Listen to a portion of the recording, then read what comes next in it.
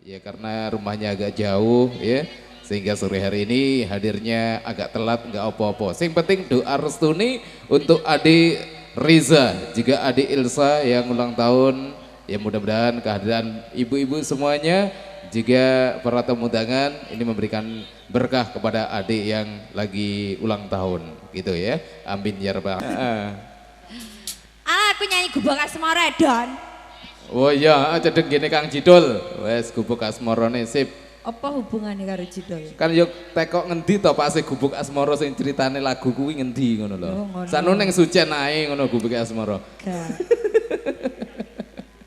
Saya ganti gubuk asmara nggih.